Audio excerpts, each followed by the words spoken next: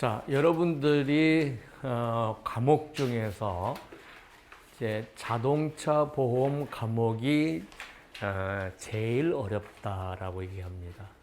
그런데 일정 수준만 넘어가면 자동차 보험이 변수가 없어요. 제일 쉬워져요. 근데 그 일정 수준을 넘어갈 수 있냐 없냐, 거기까지가 문제예요. 그러면 일정 수준만 넘어가서 사례 문제를 내가 봤을 때 이제 어느 정도 숙달이 되잖아요. 그러면 자보가 제일 쉬워요. 그 다음에 근제 배상 책임이 쉽고, 마지막 7, 8월 달에 가서 제일 고통스러운 게 의학하고 재산보험이라. 왜? 외워야 되니까. 그런데 근제하고 자보는 외우는 과목이 아니다 보니까 이해를 하잖아요. 그런데 자보가 근제하고 이렇게 보면은, 자, 의학이나 이거는 평면이에요. 근데 근제는 이렇게 되면 자보는 이렇게 수준이. 그러면은 무슨 얘기냐 그러면 자보는 차가 3개, 4개 나오고 보험회사가 4개, 5개 이렇게 나온단 말이지. 현장에 없는 보험회사도 막 나오고. 그러니까 어느 보험회사에서 나가야 될지를 모르는 거죠. 그런데 근제 배상 책임 보험은 많이 나와야 보험회사 한두 개거든. 보험회사가 4개, 5개일 수가 없어요. 그러다 보니까 여기는 1차 함수다라고 생각하면 여기는 4차 함수, 5차 함수 이렇게 되는 거니까 이게 처음에 접근할 때는 굉장히 어렵죠. 그런데 극복하고 나면 거기서 점수에서 차이는 다 나와버려요. 그래서 이 어떻게 극복할 것이냐 하는 문제가 여러분한테 남아있을 겁니다. 자, 그러면은 오늘부터 강의를 하는데요.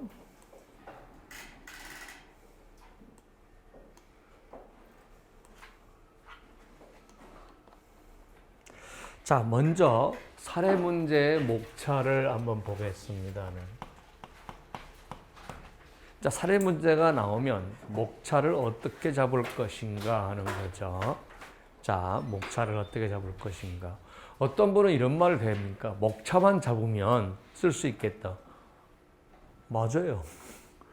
목차만 잡으면 쓸 수 있어요. 근데 목차 잡는 것이 굉장히 어려운 거죠. 그러면은 목차를 잡는데 우리가 어떻게 잡을 것이냐에서, 자, 여러분들이 사례 문제마다 목차를 달리하면 처음에 접근할 때 굉장히 어렵겠죠. 물론 여러분이 아주 고수가 되면 문제에 맞는 적절한 목차를 그때그때 바꿀 수가 있는데, 그 정도 되려면요 경력 한 20년 하고 강의도 한 20년 해야 되는 거예요. 그럴 수가 없어요.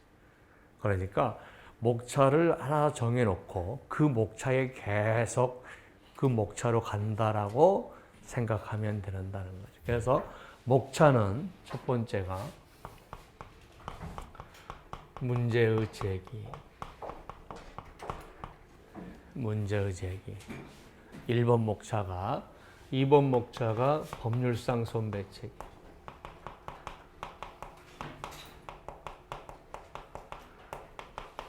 3번 목차가 보상 책임. 4번 목차가 분담이나 구상권.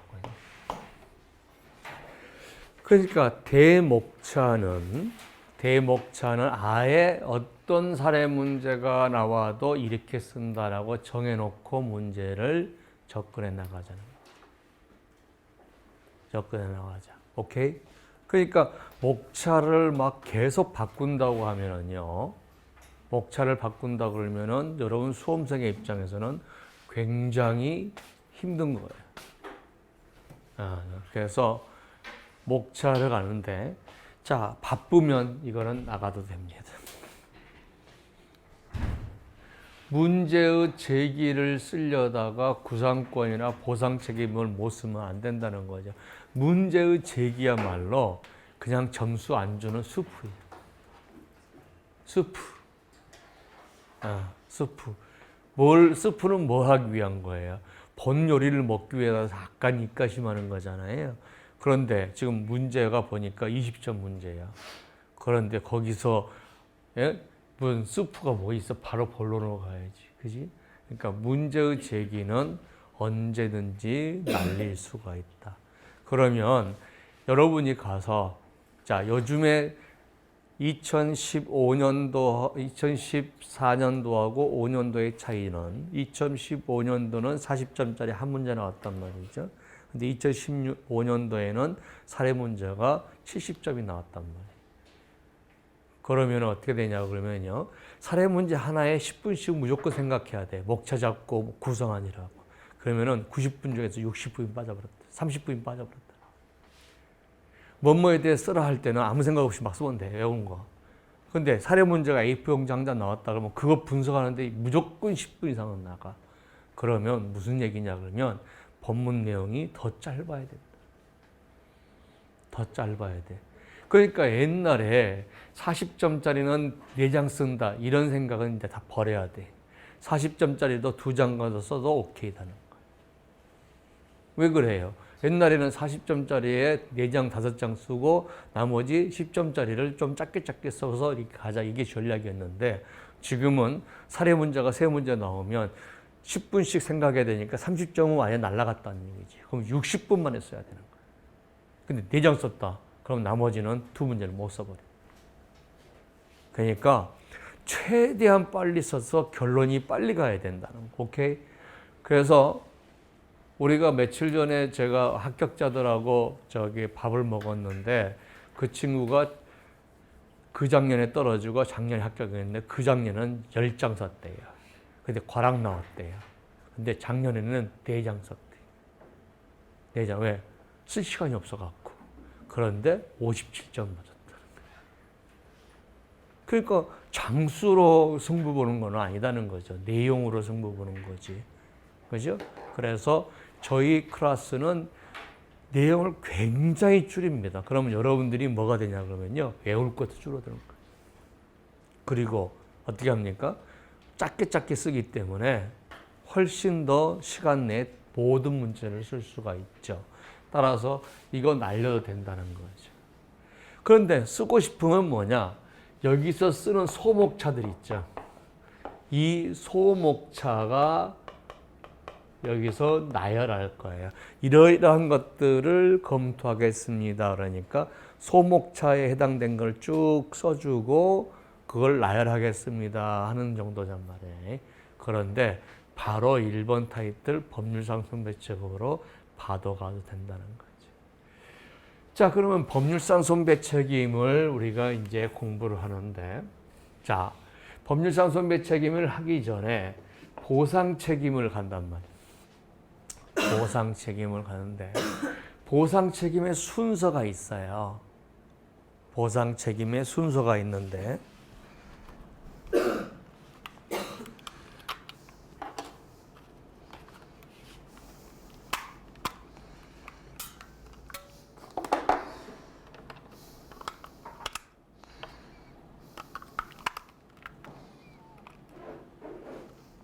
자, 보상 책임의 순서를 어떤 순서로 가느냐 하는 것이 스텝을 꼬이지 않는 거예요. 그러니까 1스텝, 2스텝, 3스텝인데 3스텝부터 먼저 가잖아요. 그러면 답안지 다 개판돼 버리는 거예요. 그러면은 우리가 먼저 대인배상 1, 2에서 먼저 해줘야만이 1, 2에서 못 받은 돈을 무보험에서 받죠. 그죠? 그리고 1, 2나 무보험에서 못 받은 돈을 자손이나 자상에서 받는 거거든요. 이 순서를 머릿속에다가 기억해서 대인배상이 먼저고 그 다음에 무보험이고 그 다음에 자손이다라고 하는 것을 항상 머릿속에 가지고 있어야 되는 거예요. 그러면 어떻습니까? 대인배상이 먼저, 그 다음에 무보험이 먼저, 자손. 그러면은 무보험이 대인배상 원투에서 다 줘서 무보험이 없어요. 그러면 바로 이렇게 가는 거죠. 그러면은 자, 이 대인배상 원에 해당되는 게 뭐가 있냐는 거죠. 그러면 자, 요게 1번, 요게 2번, 이게 3번이라 그러면 가번의 대인배상 원인에 해당되는 게 사고차에서 대인배상 원이 나거나 정부보장사업에서 나가겠죠. 그 다음에 대인배상 2가 사고차에서 나가죠. 다번이 뭐예요? 취급업자냐 대리운전이죠. 근데 취급업자 대리운전도 없다 그러면 뭐예요? 라번이 타차 담보특하게 나가는 거죠. 그러면은 대인배상 2 부분을 공부 먼저 정리를 해주고 이것이 여기니까 그 다음에 무보험을 해주고 자손 자상을 해준다는 순서대로 정리하면 이게 논리적이라는 거죠. 자, 그러면 우리가 한번 보겠습니다. 사고차가 우리가 카트 기반이 들어있다. 그런데 A가 B한테 친구한테 자를 덜 빌어넣는데 H보험에 가특이 들어있다는 거죠. 가특이 들어있다. 그런데 얘가 운전하다가 C를 쳤다는 거죠. 그러면 먼저 대인배상원은 H보험회사에서 나가겠죠. 가특 위반이라도 나가니까. 대인배상 2 부분을 사고차에서 먼저 검토해야죠. 왜? 대인배상 검토한 다음에 무보험 자손으로 가는 거니까. 그러면은 사고차에서 했더니 가특 위반이야. 안 되죠. 그 다음에 봤더니 취급업자 사고가 아니니까 타차담보 특약을 봤단 말이죠. 그 타차담보가 들어있어. 타차담보 들어가 있는데 이게 5톤짜리 트럭이라는 거야. 그러면 타차담보 특약에서 우리가 개인용이 들어있는 차가 5톤 차를 들었다 그러면 동일 자동차로 보지 않으니까 안 되는 거죠. 그럴 때 여기는 안 되는 거잖아요. 그 다음에 이제 무보험으로 가는 거죠. 왜? 이제 애가 M보험에 자동차가 들어있는데 무상이 들어있다 그러면 그때 무상으로 가는 거죠. 이 순서만 정해지면 그 다음부터 여러분들이 대충 어느 순서에 어느 보험회사가 들어가는 것을 알 수가 있다. 자, 그래서 오늘 제일 중요한 문제가 뭐냐면 전체 목자를 법률상 손배책임, 보상책임, 구상관계 이 세 개로 나눈다는 거죠. 정리합니다.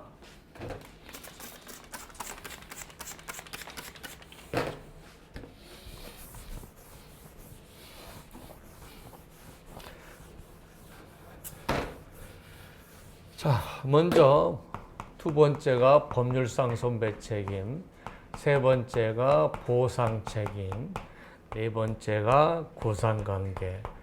보상책임의 1번이 뭐냐는 거죠. 대인배상 원이라는 거죠.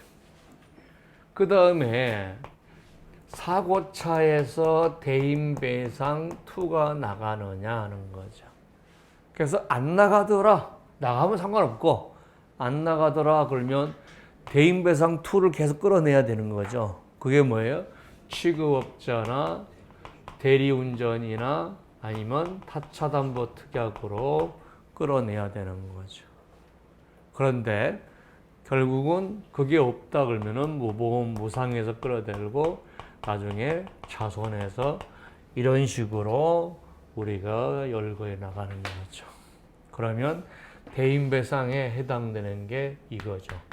대인배상 1, 2에 해당되는 게 이건데 이 1, 2를 어디서 해줄 거냐? 사고차가 먼저 보고 대리운전자가 먼저 보고 타차가 먼저 본데 우리가 다른 거는 다 괜찮은데 대리운전하고 사고차의 관계에서는 일반 사고차에서는 먼저 하고 취급업자잖아요. 근데 대리운전과 사고차의 경우는 대리운전이 1번이고 사고차가 2번이라는 거죠. 이것만 차이가 있으면 돼요. 그래서 목차를 쭉 정리하고 보상 책임이 정리되면 되는데 여러분이 이것 중에서 법률찬 선배가 보상책임 구상 문제에서 가장 핵심적인 조항이 뭐예요? 이거죠. 왜? 제일 복잡하잖아요. 어디서 돈이 나갈 건가? 따라서 법률상 손배 책임을 썼더니 2장반이더라. 그래서 보상 책임은 반장 썼다. 그럼 미친놈인 거죠. 왜? 중요한 거는 반장 쓰고 중요하지 않는 거를 2장반 썼다는 얘기잖아요. 그러니까 법률상 손배 책임, 구상권 다 합쳐도 남바 타이틀 3에 못 미치는 거예요.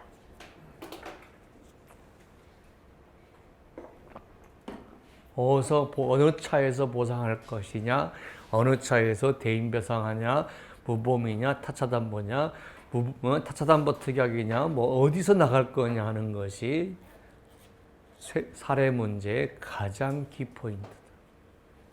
그래서 법률상 손배 책임이 키포인트가 아니다는 거죠.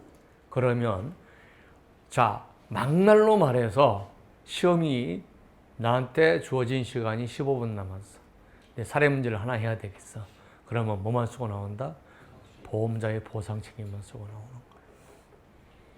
그런 감각이 있냐 없냐가 수험생한테 완전히 다른 방향으로 간단 말이에요. 왜? 앞에서도 문제 제기부터 했는지 법률사 손배 책임만 끝났다. 그럼 점수 4분의 1도 못 받아. 그런데 보상 책임을 썼다. 그러면 보상 책임이 거의 70% 정도의 포션을 가지고 하기 때문에 상당 부분의 점수를 받을 수 있죠. 그죠? 그리고 법률상 손배 책임은요, 우열이 없어요. 그냥 운행자 어쩌저쩌고 무조건 외워서도 돼요. 근데 보상 책임은 실력이 있어야 돼요. 실력이 있어야 돼요. 그러니까 왜 법률상 손배 책임을 많이 하냐? 실력이 없는 친구들이 장수 채우려고. 그 대신 뭐라는 거죠? 사례 문제에서 10점, 15점만 맞겠다. 그리고 나머지는 논술 문제에서 시험 보겠다라고 했는데 작년에 그런 애들이 다 떨어져 본 거죠. 왜? 사례 문제가 79점 나오니까 못한 거죠. 그 전에는 그렇게 했어요. 어차피 자본은 40점만 넘으면 되니까 40점, 45점만 넘으니까 사례 문제는 한 10점 맞으려고 하고 법률사 손배 책임을 몽땅 쓰면 10점은 받을 수 있을 거니까 그걸 많이 쓰고 내장 치운 다음에 나머지 논술 문제에서 나머지 점수 떼져가지고 한 논술 문제 반타작 하면은 40점은 넘지 않느냐 뭐 이런 전략을 했는데 작년에 그런 친구들 다 나가버렸죠. 다 나가버렸어요. 그래서 가장 중요한 게 뭐다? 보상 책임이다. 자, 그러면 제가 뭐라 했어? 자, 15분 남았어요. 그럼 사례 문제를 해야 돼요. 그럼 뭐만 쓴다는 거예요? 보상 책임만. 어차피 못 쓸 거면. 보상 책임이 가장 중요하기 때문에. 자, 그렇게 해서 우리가 개괄적으로 순서를 놨는데 이 순서가 우리의 굉장히 중요한 내용입니다. 라고 하는 거죠. 자, 그런데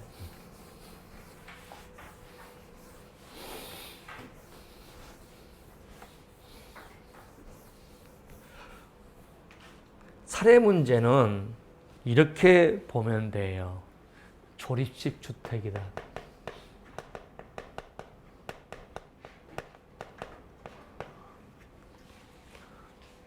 조립식 주택이다. 요즘에 제가 우리 와이프하고 나하고 싸우는 게 저는 극한 직업 이런 거 많이 보거든요. 우리 와이프는 어떻습니까? 아, 세상 살기 힘드는데 왜 그걸 봐? 그냥 웃는 거 보자. 그래서 코미디 보고 있고 그러면 야, 사는 모습을 보여야지. 그거 이제 바꾸고 그러는데 가끔씩 극한 제가 보면은 이동식 주택 이런 거 나와요. 그러면 그거 보고 있죠. 그러면은 와이프는 아주 이해가 안 되는 사람이래요. 그걸 왜 보고 있냐 하는 거죠. 자, 조립주택이나 마찬가지. 그러니까 무엇입니까? 운행자 책임 나오면 어떤 거 쓴다. 무단운전 나오면 어떤 게 쓴다. 절치운전 나오면 어떤 게 쓴다라가 딱 조립주택을 다 가지고 있다가 절치운전 나오면 갖다 끼기만 합니다. 가족원장 특약 나왔다 뭐 가족안정 투약 나왔네? 그러면 가족안정 끼워 넣기만 하면 되는 거예요. 그러면 딱딱딱딱 끼워 넣고, 무보험상에 나왔네? 뭐 무보험상에서 끼워 넣고 결론. 타차담보특약 나왔네? 그러면 타차담보특약에서 쓸 말을 외워가지고 딱 조립식태로 끼워 넣고 결론. 그러면 우리가 고생할 필요가 없잖아요. 그래서 그 조립주택에 해당되는 것들을 우리가 여기서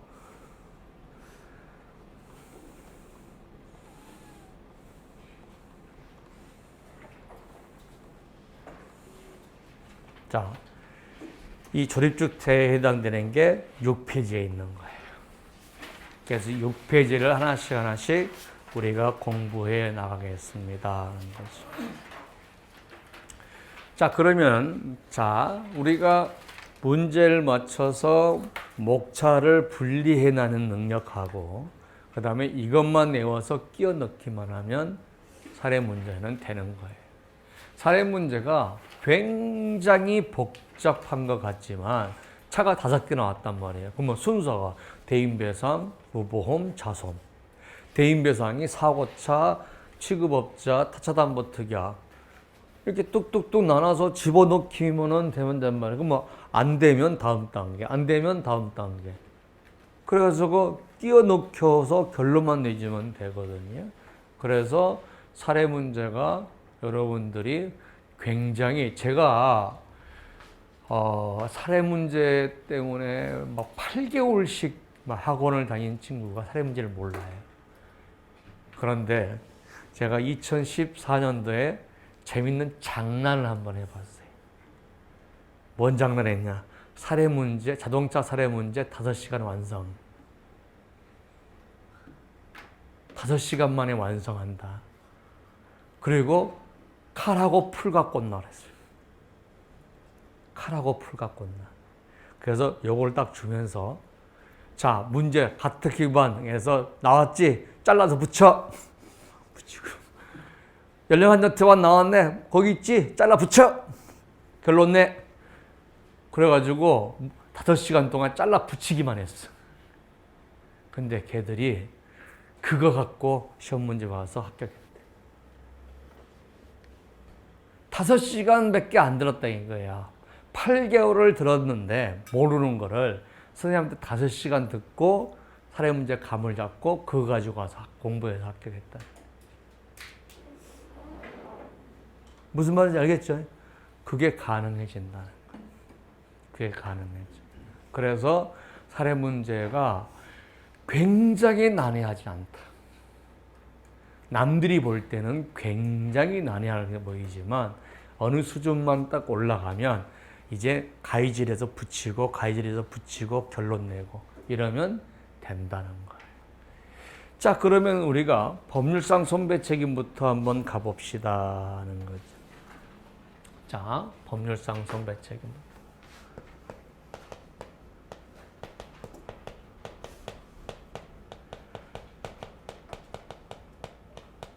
자, 여기서 우리가 항상 뭐가 되냐 그러면요. 숲을 볼 수 있는 시각을 가지면 합격해요.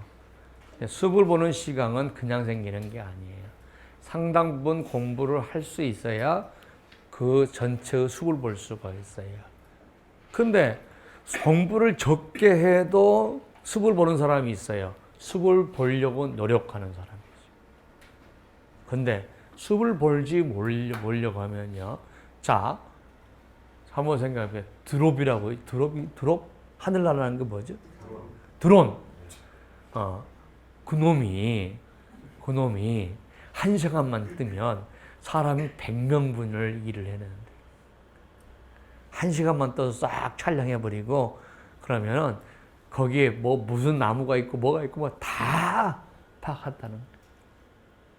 근데 어디 밀림 지역에 가서 사람이 토해갖고 야 거기 좀 지질조사 좀 해라 그러면 나무 그린 거 내가 또 그리고 아까 그렸나 모르는 거 또 그리고 막 그럴 거 아니에요. 근데 드롭이 딱 한번 돌아보면 끝나는 거예요. 그러니까 제 강의를 듣는 거는 아까 뭐라고? 드론. 오세창이는 드론이다. 오늘 뭐 명강의에 박수를 안 치네. 자, 그러면은 숲을 봐야 된단 말이야. 그러면은, 자, 우리가 차주가 있어. 그 다음에 자동차의 사용 관리자가 있어. 자, 그러면은, 자, 차주에게 자배법상 책임이 발생하면 보험자가 보상 원투에서 보상 책임이 나가. 그러면 얘가 책임이 있는지 없는지는 보험자의 보상 책임과는 전혀 관계가 없어. 그러니까 모든 사고에서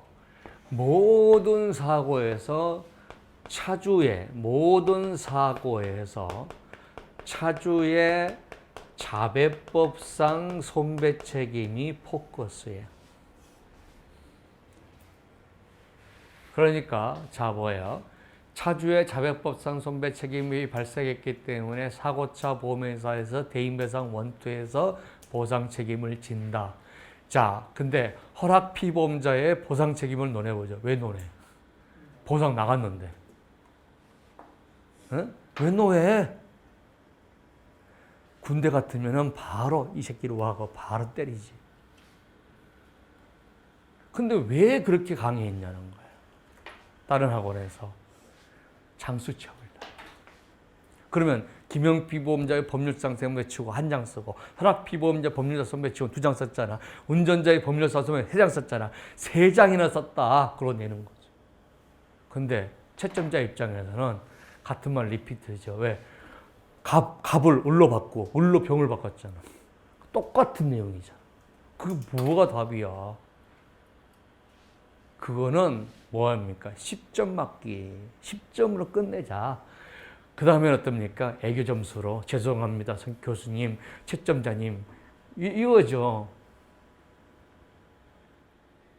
그러니까 여러분들이 법률상 손배 책임을 얘기할 때 100건의 사고가 생기면 97, 8건은 전부 다 차주의 자배법상 손배 책임으로 끝난다. 오케이. 그런데 얘가 책임이 없는데 얘가 책임을 지는 사고가 있어. 그게 뭐야? 취급업자 사고. 취급업자 사고가 나왔다가 막 차주는 빨리 X하고 취급업자로 가요. 무단운전자의 운행자 책임. 그거 왜 보상 책임과 전혀 관계없는데. 절취운전자의 보상 책임. 절취했을 때 차주의 법률상 손배 책임이 문제가 돼서 보상 책임이 되지. 절취운전자가 배상 운행자 책임이 있냐 없냐는 것은 보상 책임하고는 전혀 관계없잖아. 이렇게 법률상 손배 책임에 대해서 정리를 하면 간단해지잖아. 여러분들이 간단하게 서술을 하고 이제 복잡해지면 채점자도 뭔 말인지 몰라. 그래서 자, 누구의 법률상 손배 책임을 얘기한다? 시작. 차주의 법률상 손배 책임을 얘기하는데, 자, 차주의 자배법상 손배 책임 발생했다 그러면 원투 다 보상이 된단 말이에요. 그러면 민법상 손배 책임을 논할 필요가 없다. 차주의 자배법상의 손배 책임만 논해서 오케이가 떨어지면 그 다음에 어떤 책임도 관계없이 바로 보상 책임이 끝난 거예요. 자, 두 번째.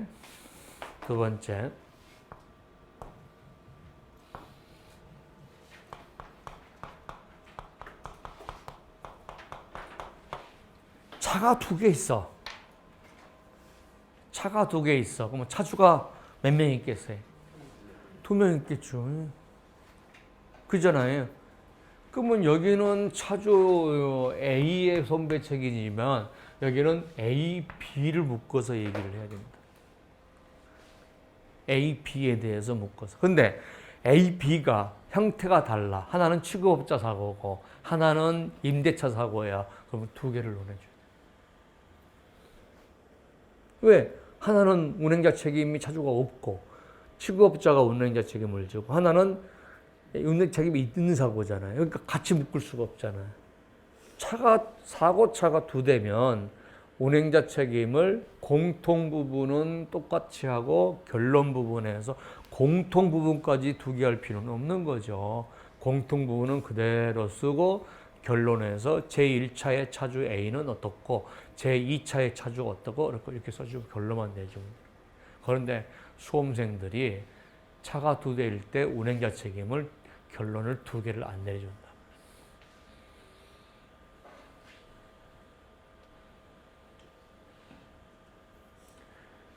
이거는 뭐냐 그러면요. 어떻게 설계하느냐에 따라서 점수가 확 달라져 버려요. 뭐뭐에 대해서 논하라 그러면 암기 가지고 되잖아요. 그런데 사례 문제는 이해를 못하면요. 암기가 안 되는 거예요. 풀 수가 없어. 그리고 어떤 거냐면 이해를 했어. 근데 어떻게 서술할 거냐. 차주의 손배 책임만 논할 거냐, 차주 운행자 다 논할 거냐에 따라서 자기가 70분, 80분을 써도 한 문제를 못 쓰는 사람도 있죠. 그런데 그거는 우리가 좋은 문제가 아니에요. 자, 그래서 차가 두 대면 누구의 손배 책임을 내? A, B의 손배 책임을 같이 논해줘야 됩니다. A, B의 손배 책임을 같이 논해줘야 됩니다. 자, 다이가 첫 번째가 뭐예요? 누구의 손배 책임만 논하라?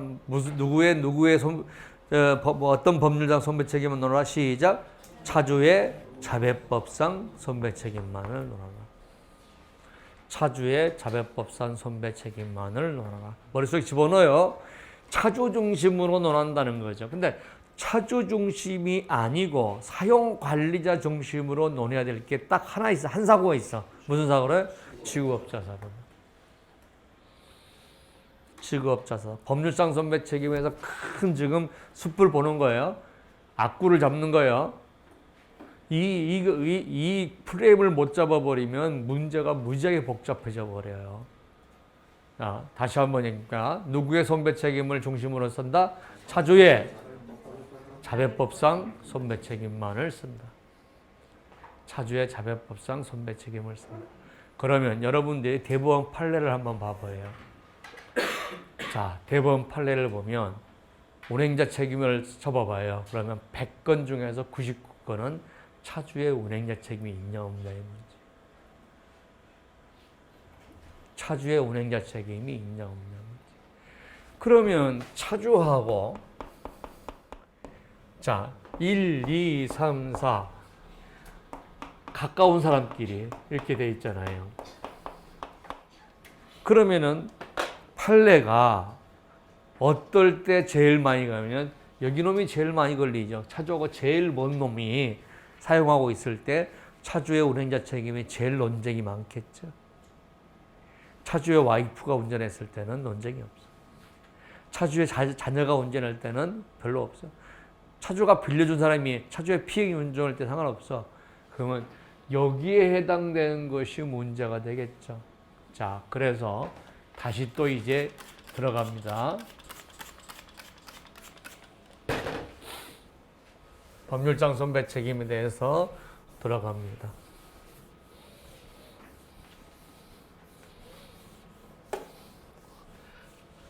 자, 우리가 법률상 손배, 자배법상 손배 책임을 지기 위해서는 자, 자배법이 적용되는 자동차여야 돼. 그 사고야. 그리고 이때는 대인 사고여야 돼. 자배법은 대인 사고에만 적용되는 거예요. 대물 사고에는 적용 안 돼요. 여러분들은 신체 손상이니까 대물은 얘기할 필요도 없어. 대물 얘기하는 순간 감점이에요. 대물 얘기했는데 틀리면 감점이고 맞으면 그냥 제로고.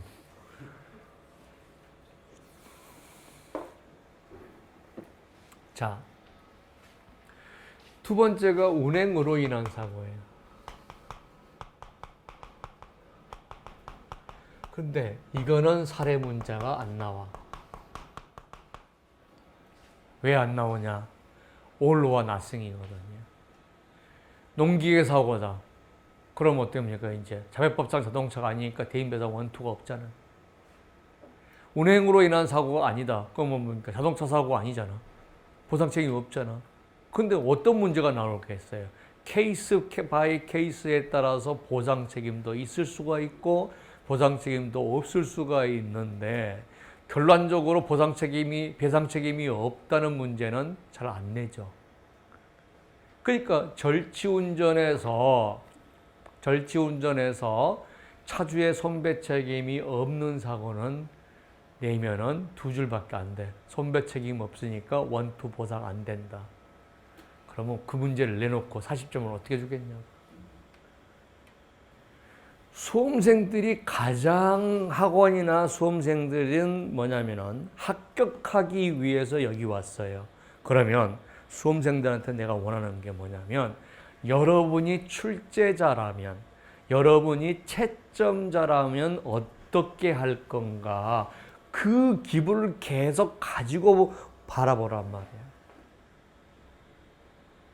근데 수험생이 전혀 채점자나 출제자의 마인드를 안 가지고 있다는 거죠. 그러면요 2년 3년 해도 못 잡아내요. 근데 자꾸 출제자라면 어떻게 채점자라면 어떨까 라고 마인드를 가지고 책을 보잖아요. 그러면 그게 보여요. 그렇게 보이는 사람은 조금 공부하고도 포인트를 잡고 빨리 합격하는 거고 그걸 보려고 생각 자체를 안 한 사람은 머리로 공부하는 것이 아니라 이제 응댕이로 공부하는 거예요. 시간으로. 그러면 어마어마하게 많은 시간을 가져서 이제 복습해서 그죠? 반복해서 이제 그것이 자기도 아이디어가 없는데 몸이 이제 반응하는 거죠. 그러면 안 된다는 거예요. 자, 그래서 항상 이 사고는 안 나와. 왜? all와 nothing이기 때문에. 그리고 항상 가지고 있는 생각이 뭐냐? nothing, 법률상 손배 책임이 없다는 결론이 나왔잖아요. 그러면 그다음부터는 골치 아파지는 거예요. 그러면 차주한테 법률상 손배 책임이 없어. 그러면 뭐가 되겠어요, 이제? 무보험으로 가야 되는 거잖아요. 무보험으로. 그죠? 근데 무보험도 없어. 보험에. 그럼 뭐예요? 내가 지금 문제를 잘못 풀고 있는 거지. 그잖아. 그래서 잘못 풀고 있는 거야. 뭔가 이상한 거야. 그래서 웬만하면 법률상 손배 책임이 있는 걸로 문제를 낸다. 그러면 운행 지배권이에요.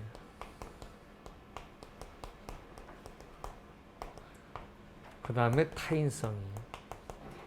자, 그러면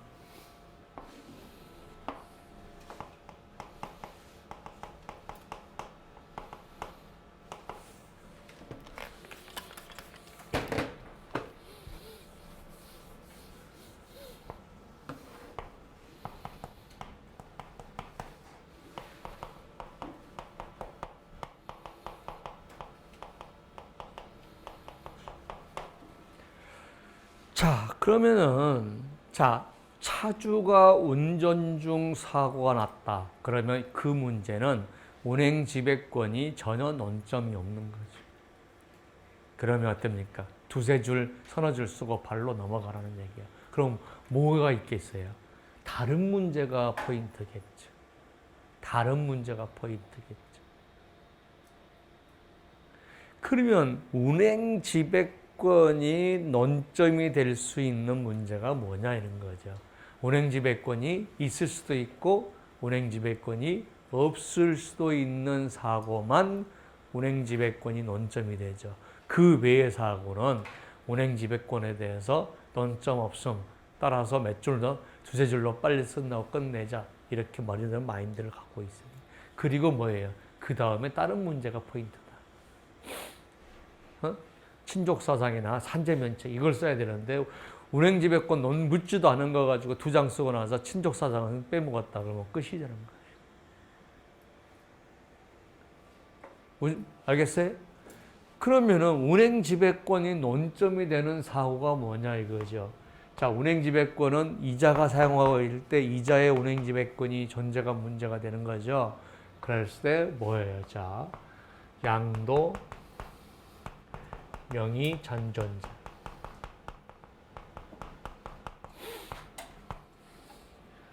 다음에 취급업자. 절취운전.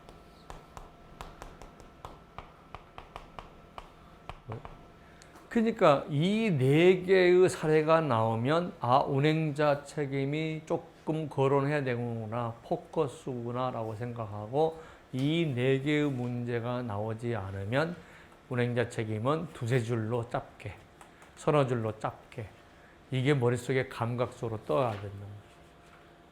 근데 문제를 봐도 뭐가 중점인지를 몰라. 그러면 어떻습니까? 뭐를 중점적으로 써야 될지 모른다는 얘기는요, 가야 할 방향을 모른다는 거. 가야 할 방향을 모른다. 딱 보자마자 목차가 싹 나오고 그 목차에 대해서 이게 포인트고 이걸 중점적으로 써야 되고 이게 머릿속에 그려져야 그게 쓴단 말이야. 근데 전혀 안 그려진다. 그런 사람이 어떻게 합격하겠냐? 그 다음에 쓰는 거는 이제 아까 조립식 지도로 갖다 집어넣기만 하면 되는지.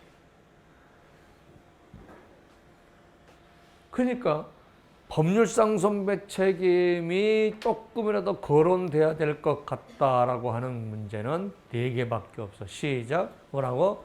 명의잔존자, 취급업자, 절취운전자, 그 다음에 무단운전자.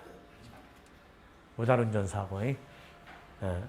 그러면은 이 사고에 대해서 하나 외우고, 이 사고에 대해서 외우고, 이 사고에서 외우고, 이 사고에 대해서 딱 외워놓으면 무단운전자 나오면 바로 끼워넣고, 절취운전자 나오면 끼워넣고, 취급업자 사고 나오면 외운 거 딱 집어넣고, 그러면 끝이야.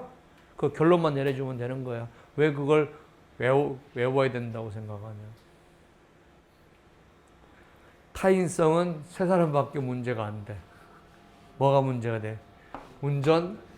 운전자의 타인성을 물어보는 개뺐다가는 없어. 운전자의 타인성을 물어보는 문제는 절대 안 나와. 왜? 타인성 없으니까. 운전하고 있다. 타인성이 있느냐? 없잖아. 운전 보조자냐 아니냐? 여러분들한테는요, 사실 어떤 근거를 해서 이 사람이 운전 보조자냐 아니냐, 공동운행자냐 아니냐 이런 문제는 안 나와. 공동운행자다. 그럴 때 보상이 어떻게 이게 나오는 거지. 왜? 운전 보조자 뭐 사례를 딱 보여줘. 이게 운전 보조자냐 아니냐. 어떤 사람은 운전 보조로 볼 수도 있고 안 볼 수도 있잖아. 그지? 그러니까 그런 문제는 잘 안 내. 운전 보조자다 이렇게 나오는 거지. 운전 보조자다, 공동 운행자다 이렇게 나오는 거지. 이 사람이 공동 운행자일까요? 아닐까요? 그럼 여러분들한테 주문 어떻습니까? 공가해라 하면 반절은 공가해서는 가야 할 걸? 그럼 모두 지쳐볼 거야. 수험생의 입장에서 문제를 바라보지 말고 채점자나 출제자 입장에서 바라보란 말이지. 왜? 자, 이게 무슨 색깔이 그가요? 이런 문제는 안 나온다. 무슨 색깔이? 응? 이건 무슨 색깔이? 응? 빨간색? 주황색일 수도 있잖아. 사람의 견해에 따라서 보는 각도가 달라지는 문제는 안 나온단 말이야. 그러니까 운전 보조자냐 아니냐, 운전자냐 아니냐 이런 문제는 아니고 운전자이다. 그때 운행자 책임이 어떻고 보상 책임이 어떻고 이렇게 나오지 운전 보조자인가 아닌가를 판단하는 문제는 안 나온다는 거죠. 그런 문제는 내면 어떻게 해야 됩니까? 이제 아예 판례가 확실하게 나와서 누구라도 할 수 있는 거죠. 예를 들어서 운전 보조하고 있는데 지나가는 사람이 호의로 했다. 이렇게 해서 운전 보조를 했지만 운전 보조자가 아니게끔 확실히 나가고 해주는 것 외에는 우리가 운전 보조자다, 공동 운행자다 이렇게 해놓고 그 다음에 문제를 풀어라는 거예요. 따라서 이 부분에 대해서는 자 시험에 나올 수 있는 게 뭐냐 그러면 공동 운행자밖에 안 나와. 그러면 공동 운행자 중에서 타인성이 인정되는 사람이 누구예요? 자, 차주가 운전 중에 임차인, 차주가 운전 중에 취급업자가 다친 경우 이 두 개 페이스가 있었다.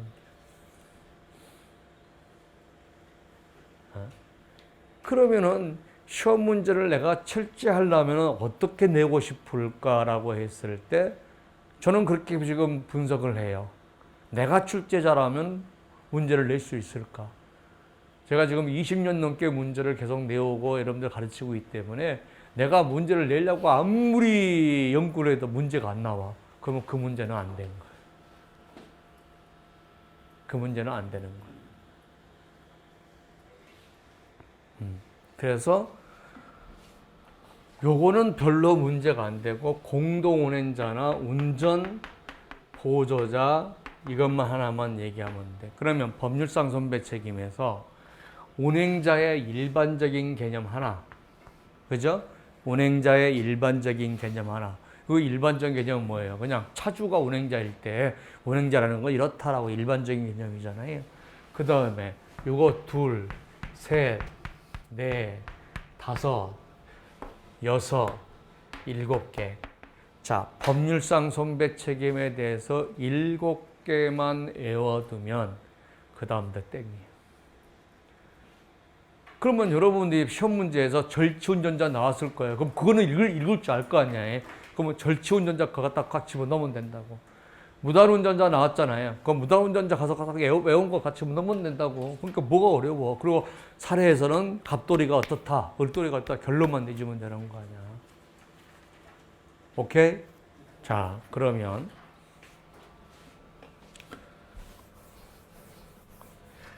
법률상 손배 책임에 대해서도 우리가 목차가 있어. 법률상 손배 책임에 목차가 있는데 먼저 의의가 들어가. 명의전존자의 의, 취급업자의 의, 절취운전의 의, 무단운전의 의. 의의가 들어간다. 법률상 손배 책임에 대해서 의의가 들어간다고. 오케이? 그러니까 지금 법률상 손배 책임에서 2-1번이 의의단 말이야. 의의. 그 다음에 들어간 게, 자, 줄 구서 놓은 거 봅시다. 자, 페이지를 보겠습니다. 6페이지. 6페이지. 지금 제가 나눠드리는 것도 지금 굉장히 많은 거예요. 왜냐하면 운행자 책임이 10점짜리 나왔을 때 쓰기 위해서 많이 해놓은 거고 실제로 사례 문제 가면 그 중에서 2줄만 외우면 돼요. 자, 뭐냐 그러면요.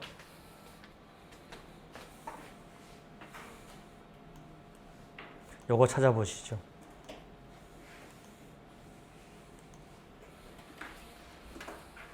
자동차를 소유, 사용, 관리하는 자는 운행자로 운행지배권이 있다고 추정해주고 그 자가 운행지배권을 상실했다는 것을 반정하지 못하는 한 운행지배권이 있다고 본다. 가로 열고 추상항변설.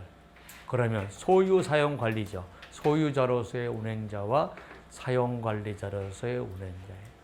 자, 그 조항을 운행자에 대한 일반적인 내용을 쓰는 거죠. 그 다음에 세 번째가 요거는 1번, 2번, 3번. 그 다음에 사례에서 자 뭡니까? 자, 양도에서의 판례. 자, 양도, 취급업자, 절취운전, 무단운전에서의 판례를 어떻게 하느냐는 거죠. 그 다음에 사례에서의 결론. 사례에서의 결론. 자, 먼저 자동차 취급업자다 그러면 자동차 취급업자의 의의를 써요. 그 다음에 운행자에 대해서는 소유 사용 관리하는 자는 운행자로 추정해 준다네. 소유자로서 소유 사용 관리에다 이렇게 쓰면 돼요. 소유 해놓고 갑돌이, 사용 관리, 을돌이 이렇게 써도 돼요. 그래서 운행 지배권이 있다고 본다. 그래놓고 우리가 자동차 취급업자에서는 어떻다 판례가 쓰고 나서 그래서 결론에는 어떻다 이렇게 쓰면 됩니다. 이 패턴이 똑같아. 이 패턴이 똑같아. 모든 문제에서 의 다음에 뭐가 있다는 거예요? 의 다음에 운행자에 대한 일반적 개념, 그 다음에 무단운전에 대한 판례, 절치운전에 대한 판례, 오케이? 그 다음에 양도양수에 대한 판례, 취급업자에 대한 판례 해놓고 이 판례에서 그래서 갑돌이가 을돌이한테, 갑돌이가 A한테 운행자 지배권이 있다고 결론 내주면 된다. 이 패턴으로 똑같이 쓰면 돼. 이 패턴으로 똑같이 쓰면 돼. 자, 법률상 손배 책임이 왔습니다.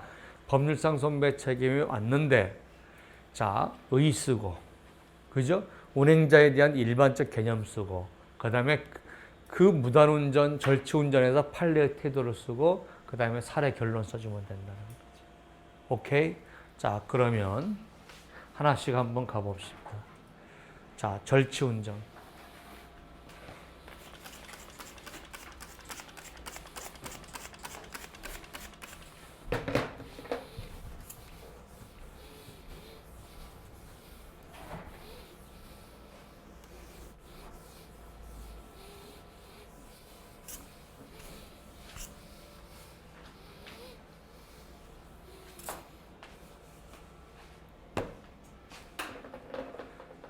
자, 절치운전 갑니다. 자, 절치운전에서 가장 키포인트가 되는 것이 뭐냐 그러면 여기서 허락 없이, 그 다음에 불법 영득, 이게 키워드예요. 허락 없이 불법 영득. 자, 절치운전에서 허락 없이 불법 영득인데 사실 불법 영득 안에 허락 없이란 말이 들어와요. 왜? 불법이라는 말 때문에. 그리고 영득이라는 것을 영원히 가져버린다는 거죠. 영득에서 뭐가 오냐는 반환의 가능성이 없다는 말이 나오는 거죠. 반환의 가능성. 그러니까 불법 영득이란 말을 안 쓰잖아요. 그러면 다음 논리가 안 되는 거예요. 무슨 말인지 아세요?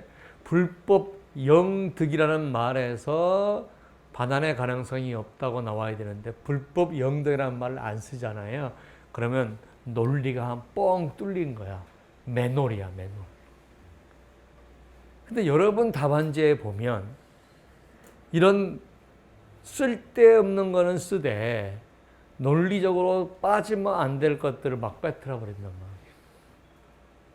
그러니까 불법 영득이다라고 하는 것을 우리가 키워드로 갖고 있어야 된다. 그래야 반환의 가능성이 없다는 말이 나오죠. 그러면 반환의 가능성이 없기 때문에 차주의 운행 지배권이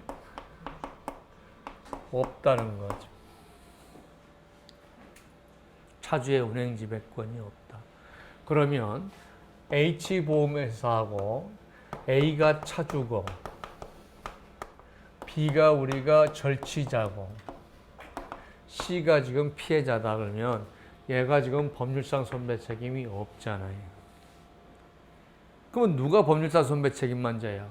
얘만 법률상 손배 책임만 지죠. 근데 얘는 뭐가 아니에요. 피보험자가 아니잖아요. 피보험자가 아니야. 그러니까 차주의 운행자 책임이 없다는 얘기는 H보험회사에서 대인배상 원도 안 나가고 대인배상 투도 안 나가고 B의 자손도 안 나간단 말이에요. 왜? 절취운전자가 피보험자가 아니니까. 그러면 뭐가 나옵니까? 정부 보장 사업에서 나가는 거죠. 그러니까 여러분들이 뭐가 안 되냐 그러면 잘 들어. 여기 말 들어. 엄청나게 두꺼운 책을 읽었는데 머릿속에 남는 게 하나도 없어. 그러면 여러분들은 끝났어. 무슨 얘기냐? 절취운전에서 차주의 운행지배권이 없다 그러면 따다다다닥 나와요. 차주의 운행지배권이 없다 그러면 사고차 차주의 보험회사에선 X다. 정보보장사업에서 나간다. 이게 머릿속에 들어가 있어야 되는데 그게 안 되면 사례 문제가 뭐가 필요했냐는 거야. 끝났지. 근데 뭐 절취운전자에 대해서 예를 들어 여러분들이 책을 봤더니 막 10장이더라. 뭐 판례 막 디립디립 올려놨더라. 그거 뭐 필요했어? 두 마디만 있으면 되지. 차주의 운행지배권이 없으면은 보상 책임 없고 피해자는 정보보장사업에 나간다. 이것만 알고 있으면 되는 거지. 그리고 그걸 다 외운 다음에 그게 뭐냐 그러면은 철골 구조란 말이야. 그 다음에 나중에 이제 7, 8월 때라서 디테일하게 미장하는 거지. 그러면 자, 반환 가능성이 없음에도 불구하고 운행지배권을 인정하는 경우가 있죠. 그건 뭐예요? 차량 관리 소홀. 그러면은 H보험회사가 있고 차주가 있고 그 다음에 취급업자 절취운전자가 있고 C가 있다는 거죠. 법률상 손배 책임이 있단 말이에요. 그러니까 원투가 나가겠죠. 그리고 뭐 한다? 구상한다. 이때 가트 기반 주장할 수 없는 거지. 연트 기반 주장할 수 없는 거지. 절취운전이니까 이때 연트 기반이나 가트 기반 주장 불가. 그러니까 지금 절취운전 사고에서 두 개의 케이스를 머릿속에 딱 들고 수없이 써서 법률상 손배책 있는 경우 없는 경우 쫙 해서 그래프로 딱 하나 그려가지고 그걸 갖고 다니면서 절취운전 사고다. 그러면은 운행지배권 있는 경우 없는 경우 그래서 보상 책임이 있냐 없냐 구상 문제는 어떻게 되냐 딱 머릿속에 나와 있어야 나중에 공부할 수 있죠. 그 다음에 문장 만드는 건 나중에 하더라도 상관없어. 이것만 공부를 하면 돼. 뭐가 절취운전에 대해서 이거 중요한 것보다 더 중요한 게 어딨냐고. 이것만 알고 있으면 되지. 보험회사 직원들이 이거보다 더 많이 알고 있을 것 같아? 못 알고 있어. 그러면은 봐. 자, 차량관리 소홀이라는 과실이 없는 한 차주 운행지배 상식대에서 자율법상 운행자 책임을 지지 않는다는 게 판례 입장이다. 오케이죠? 그러나 차주에서 차량관리 소홀이 있고 차량관리 소홀과 상당 인과관계 있을 때는 차주의 운행자 책임이 발생한다는 거죠. 차주의 운행자 책임이 발생한다만 썼지만 지금 여러분 뒤에는 앞에는 정보보장사업, 뒤에서는 원투 다 나간다는 거예요. 원투 나가고 구상 들어간다. 여기까지 머릿속에는 써놔야 돼. 왜? 근데 왜 법률사 손배책이 안 썼어요? 저기다 써놓으면 그것까지 법률사 손배책임에 써버리는데 사실 그건 법률사 손배책임이 아니고 보상 책임 문제니까 저기다 쓸까 봐서 여기 안 써놓은 거예요. 오케이, 절취됐어요? 감동하는 눈빛이 없어. 희망을 가져서 야, 이거 나도 되겠구나라는 희망을 가져야 될 거 아니요. 그 다음에 두 번째 보자고. 자동차 취급업자. 자, 자동차 취급업자에서 키워드는 취급을 업으로 하는데. 그래서 취급이라는 단어하고 업자예요.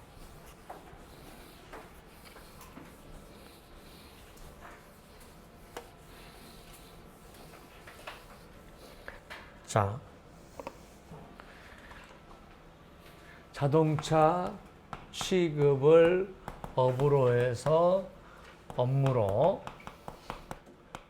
위탁을 받았다는 거죠. 업무로 위탁을 받았다.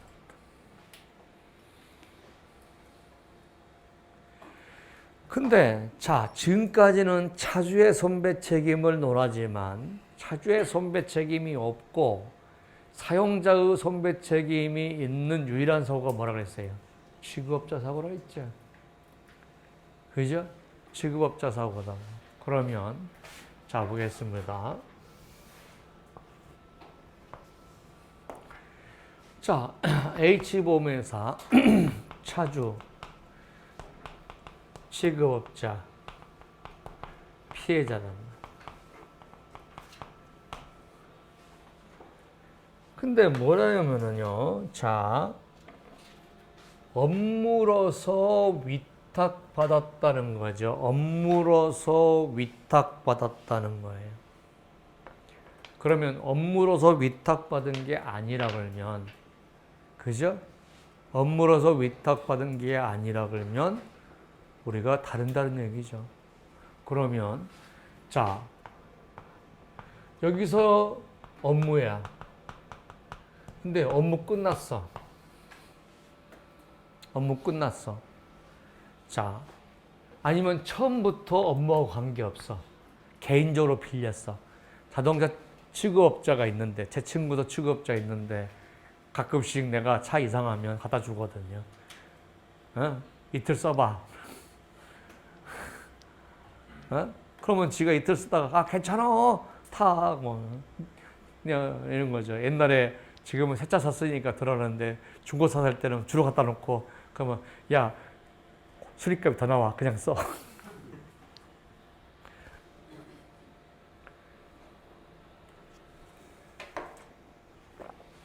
자, 그러면 업무 때는 취급업자 사고지만 업무 외에 호의적으로 인도해 주다가 사고 났거나 업무가 끝난 다음에 내가 개인적으로 빌렸거나 아니면 업무 외적으로 빌려서 개인적으로 빌릴 때는 취급업자 사고가 아니라. 그러면 취급업자 사고에 대해서는 운행자 책임이 없고 얘가 운행자 책임이 있잖아. 그런데 얘는 뭐예요? 대인배상 원만 hợp批잖아요. 그러니까 여기서 원만 주는 거죠. 대인배상 원만 지급하는 거죠. 그러니까 이제 투는 어디서 나가야 돼요? 취급업자 보험에서 못 나가면 무보험에서 나가야 되는 문제가 생기는 거죠. 그러니까 운행자 책임을 하면서 뭐까지 알아야 돼요? 보상 책임까지 작작작 연결해서 머릿속에 쫙 가지고 있어야 그 다음에 뭘 하겠습니까? 아, 취급업자 사고네. 그 다음에 뭘 찾겠어요? 취급업자 보험을 찾겠죠. 없네? 그러면 취급업자 보험이 없어요. 그럼 어떻게 된다고? 무보험 찾습니다. 그러니까 여러분들이 그걸 머릿속에 다음에 뭐가 그려지지 않으면은 사례 문제를 풀 수가 없잖아. 다음에 뭐가 그려져야, 취급업자 없네? 차단부터 하면 안 되잖아. 안 된다고 쓰고 무보험으로 가야 되겠네. 이렇게 나오는 거지.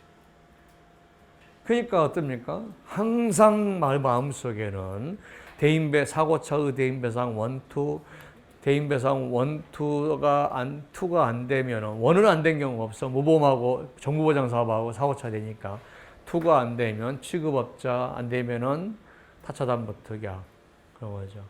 그것도 안 되면 무보험으로 가겠죠. 그래서 무보험 자손 이렇게 순서를 해놓으면은 여러분들이 쫙쫙쫙 집어넣을 수가 있죠. 자, 그런데 그러면 업무가 아니에요. 업무가 아니면 뭐가 해요? 개인적으로 빌려준 건 똑같은 거예요. 내가 이 친구한테 미스터 박한테 빌려준 거하고 똑같은 거예요. 미스터 박이 취급업자인데 내 친구야. 근데 야, 너 아버지하고 좀 어디 갔다 오는데 지금 마누라가 차 갖고 나갔다니까 네 차 좀 쓸게. 네 차 다 고쳤거든. 그러니까 쓸게.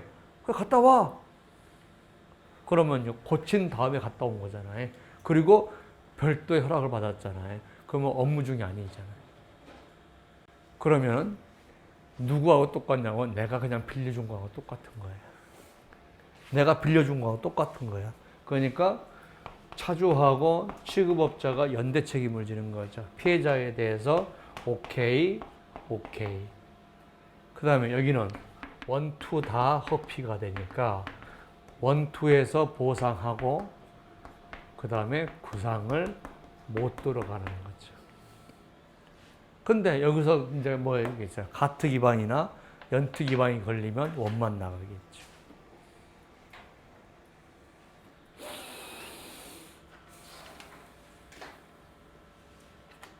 오케이. 취급업자 사고 됐죠? 그 다음에 한번 보겠습니다. 자, 그러면 취급업자 사고에서 가장 중요한데 취급을 업으로 하는 자다는 거죠. 그리고 업무로서 자동차를 위탁한 경우다. 업무로서 자동차를 위탁했다. 그러면 업무가 끝나고 나서 별도의 허락을 받았다. 아니면 업무와 관련이 없다. 그러면 취급업자 사고가 아니에요. 자, 예를 들어서 자, 갑돌이가 수리 업무 하는 사람이에요. 수리 업무. 근데 을이 갑하고 친해서 중고차를 하나 주면서 야, 중고차 매매센터에 갔더니 완전히 헐값이더라. 네가 좀 팔아달라고 그랬어요. 그죠?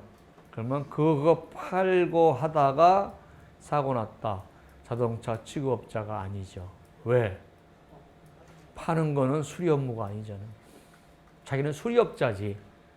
파는 것은 친구로서 팔아주는 거잖아요. 그죠? 그러니까 자동차 취급업자가 내가 무슨 업을 취급하고 있느냐를 봐야 되죠. 주차장업자한테 자동차를 판매를 오래 했어요. 왜? 그것만 좀 거래처가 있다 보니까. 그러면 그때는 자동차 취급업자 사고가 된다, 안 된다? 안 된다는 거예요. 왜? 취급 업무는 뭐니까? 주차장이고. 지금 하고 있는 거는 뭐예요? 이 차에 대해서 판매하고 있으니까. 그러면 그 차는 이례적이라는 거죠. 업무로서 위탁받은 게 아니라는 거예요. 업무로서 위탁받은 게 아니에요. 자, 그러면은 이제 명의 잔존자죠.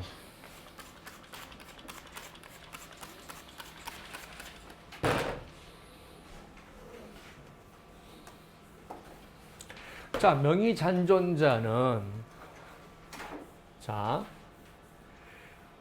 양도를 했다는 거죠. 양도를 했는데, 자, 양도를 했는데 명의가 잔존하고 있다는 거죠. 등록의무상의 소유권을 갖고 있는 자다.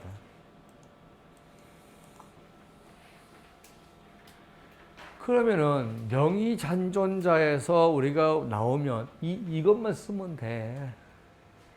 그러면 여러분들이 지금 다음 주까지 뭘 공부하고 와야 되냐 그러면 오늘 공부한 거를 수십 번 외워서 그냥 갖고 다니면서 전철에서 외우는 거예요. 어떨 때까지? 그냥 다 외울 때까지. 그러면 나중에 집어넣지. 근데 그걸 빨리 외운 사람은 막 집어넣는데 못 외운 사람은요, 못 집어넣어요. 못 집어넣어. 그럼 어떻습니까? 책 몇 페이지 있습니다. 그건 내 거 아니죠. 그러니까 어떻든 이 부분을 빨리 외울 수 있도록 가적 복사해서 뒷주머니에 갖고 다니면서 달달달달달 외워야 돼. 뒷주머니에 갖고 다니면서 달달달 외워야 돼. 근데 외운다고 했으니까 어떻게 외우려고 그러냐 그러면 막 집어넣으려고 그래요. 그럴 필요 없어요. 계속 반복적으로 읽어요. 외운다고 생각하지 말고 반복적으로 읽는다는 거죠. 자, 그러면 여기서 뭐냐면 매매대금이.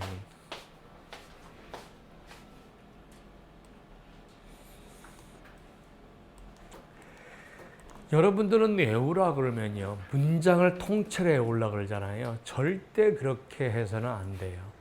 그러니까 어떻게 외우냐면 항상 그래프로 그리는 거예요. 자, 매매대금.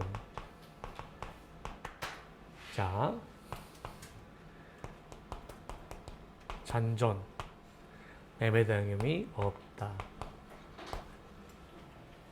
자, 차주의 운지 존재죠.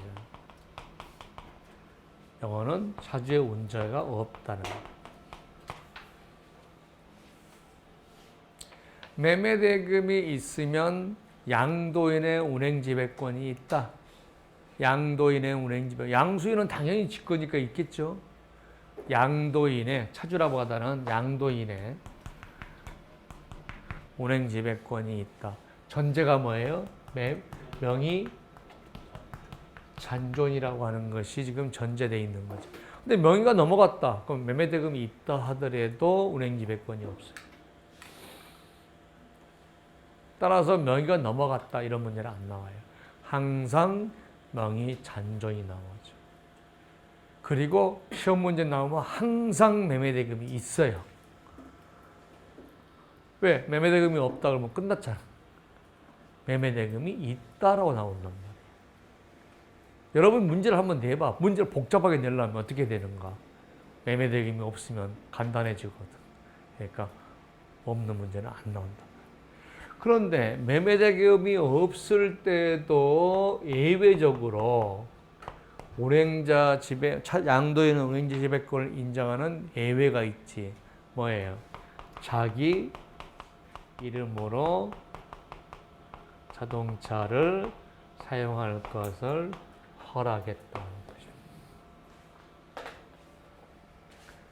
자, 이코로. 자, 등록 이전 서류를 수차례 요구했으나, 그죠? 등록 이전 서류를 교부하지 않은 경우를 뭘로 본다? 자기의 이름으로 자동차를 운전한 것으로 본다. 여기서 중요한 게 수차례야. 그러니까 등록 이전 서류를 요구를 한 번 했는데 안 했다. 이거 가지고는 아니야. 수차례 요구를 했는데 라고 하는 거지. 수차례 요구를 했다. 그러면 이것만 머릿속에 있으면 돼. 자, 매매대금이 잔존하는 거는 양도에 우리 집에 존재하는 게 대법원 판례에 있다. 매매대금이 없어도 양도인이 자기 이름으로 자동차를 허용한 경우 또는 이게 이코르야. 양수인 요구에도 불구하고 수차례 요청해. 수차례 써요. 수차례 요청에도 불구하고 등격 이전 서류를 교부하지 않는 경우 이게 이코르다. 이런 경우에는 운행지배권을 인정한다. 자, 이것만 외워서 우리가 양도 양수가 나오면 무조건 쓰고 그 다음에 결론만 내면 된다. 여러분들이 자 알아야 될 게 하나 있어. 시험 문제에 이게 가끔씩 그런 문제가 나와요. 명의 공동운행자의 운행지배 타인성이 있냐 없냐에 대해서 저는 30년째 강의를 하고 있는데도 헷갈리는 건데 저 천재들이 많아요. 2개월 공부했다고 하면서 내 책 틀렸다고 막 그런 사람이 있어요. 어마어마한 뭐 알파고 수준이지 뭐 알파고 수준.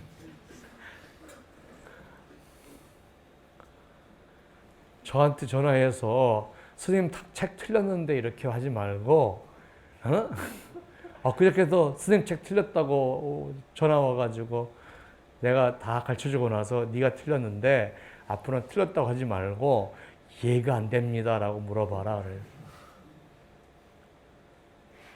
근데 그 사람은 말을 할 줄 몰라서 그런 거예요. 너 얼마나 공부했냐 했더니 1개월 공부했대요. 1개월 공부했는데 내 책 틀렸다고 전화 온 거예요.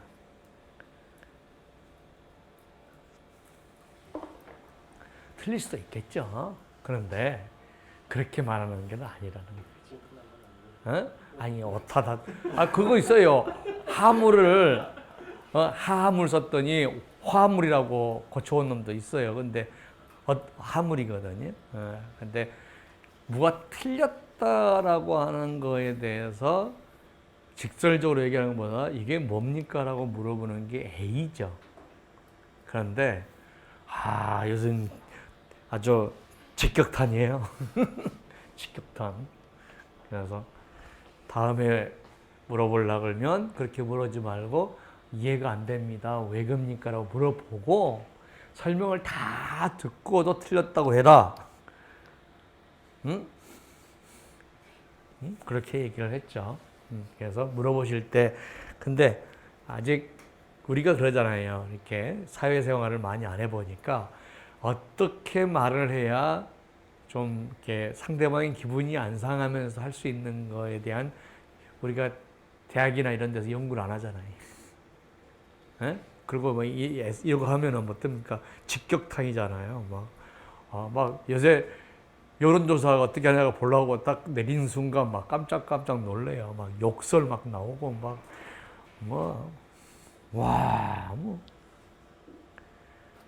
응? 김종인 위원장이 70 먹었는데 종인이 너무 막 개새끼 막 이러는데 막 담을 수 없는 막 욕을 막 하는 것 같아. 안철수 대표가 많이 아르바를 시켰는가 어쩌는가 모르겠지만 자 근데 좀 비판도 마포울의 그 누구지 민주당에 걔도 막말해서 날라갔잖아 오늘 아침에 정창래인가? 걔 날라갔어. 그러니까 막말도 이쁘게 고급스럽게 해야지. 고급스럽게 남들이 보면서 웃으면서도 마음이 막 찌릿하게 해야지. 야 XS 같은 새끼는 나도 할 수 있어. 그걸 고급스럽게 하는 게 멋인 거지. 그지? 자, 무단운전입니다. 자, 무단운전의 키워드는 반환의 의사입니다. 무단운전의 키워드는 반환의 의사.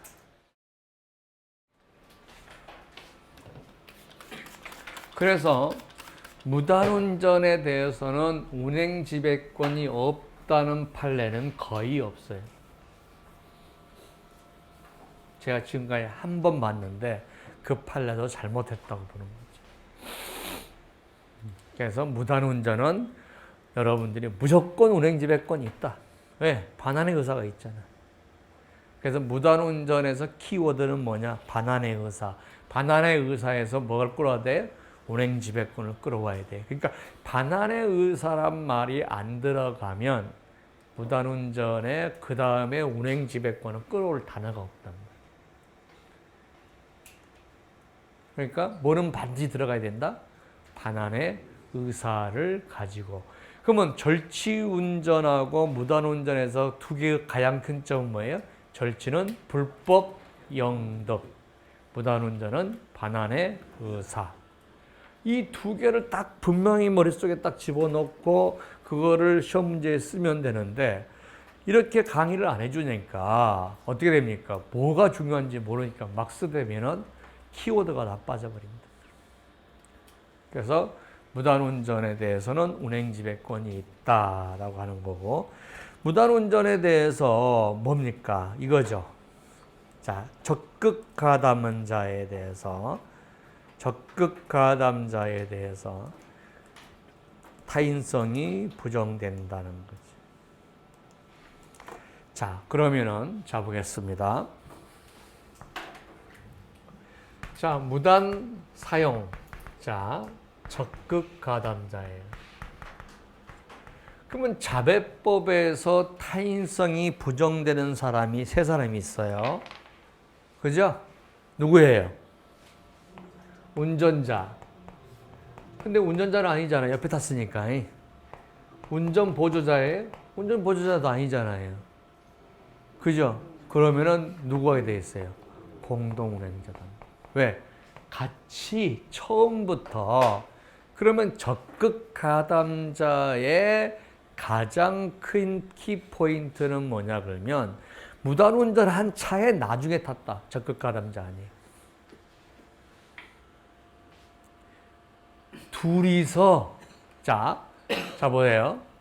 내가 차를 빌려왔는데 빌려온 차를 운행해 옆에 한번 탔다. 그거는 임차인이 아니죠. 그러면 어떻게 합니까? 둘이 가서 빌려오는 게 임차인이죠. 그죠? 적극 가담 분담자는 둘이 한 놈이 망보고 한 놈이 옆에 와서 갖고 온 거야. 처음부터 무단운전 할 때부터 같이 공모해서 한 사람만 적극 가담이죠. 그러니까 공동 임차인하고 똑같은 거죠. 공동 무단운전, 공동 무단절취. 이런 사람들은 다 뭐 때문에 타인성이 부정된다? 운행자. 왜? 운행자, 운전자, 운전보조자가 아니면 타인성을 다 긍정하거든요. 그죠? 그러니까 운전자도 아니고 운전보조자도 아니니까 누구일 수밖에 없다? 운행자일 수밖에 없다는 거죠. 무단운전에선 저거 하나를 머릿속에 넣어주면 돼요. 그 다음에 타인성에 대해서는요. 자, 요것만 우리가 머릿속에 집어넣으면 돼요.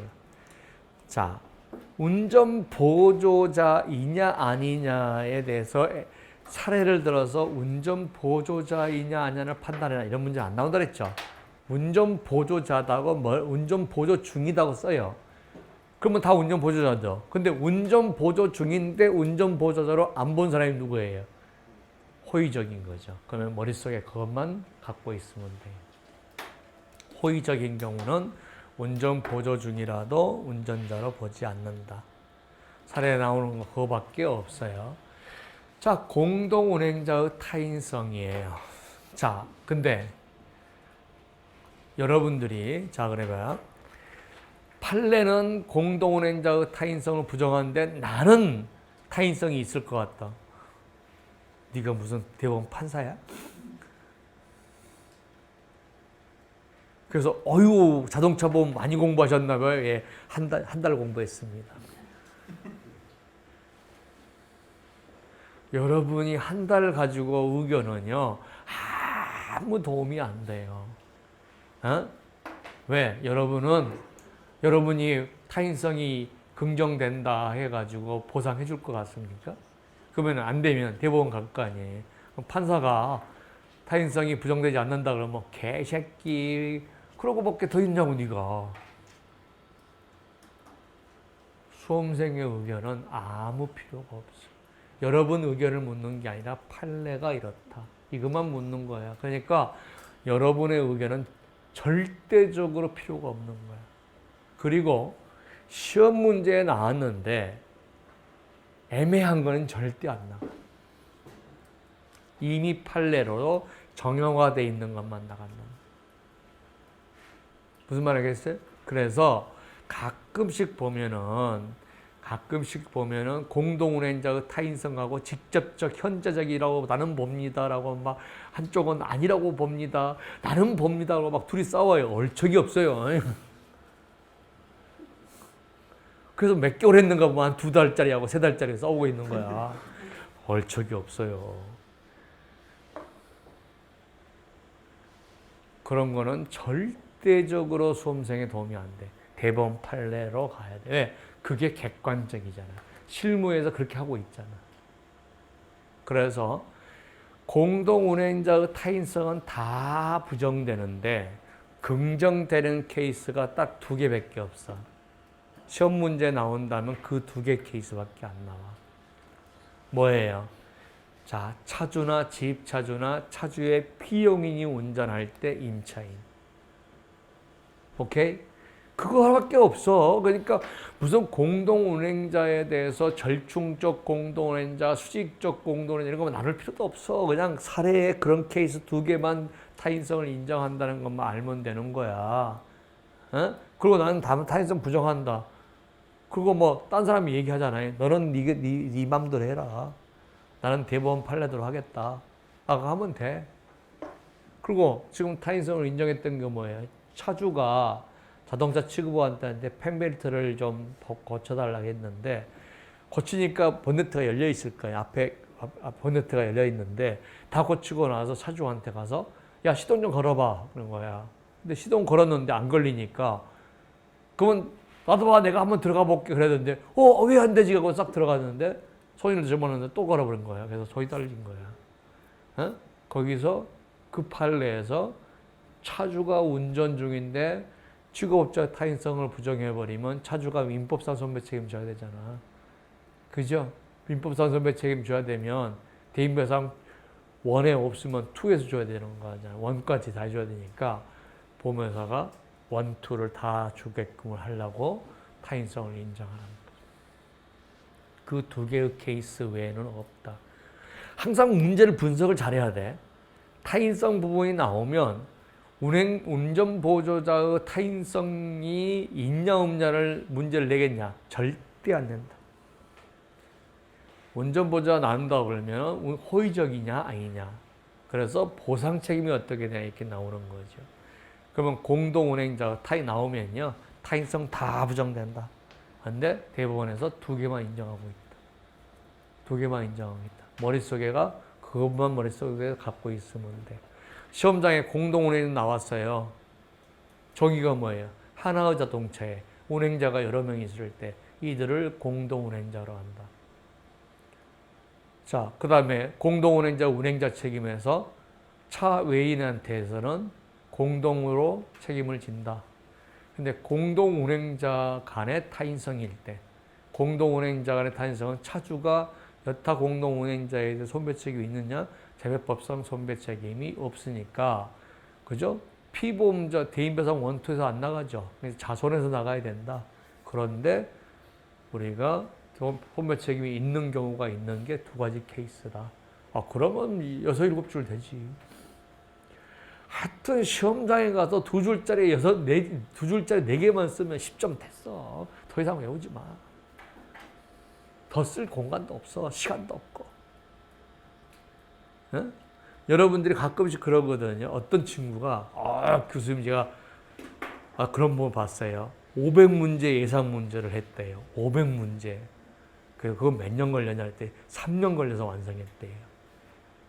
그런데 뭐라면 무단운전 10점짜리, 무단운전 20점짜리, 무단운전 30점짜리, 무단운전 40점짜리 그렇게 해서 다 해놓은 거야. 근데 내가 너 10점짜리하고 20점짜리 구분해서 외울 수 있어 했더니 그게 안 된대.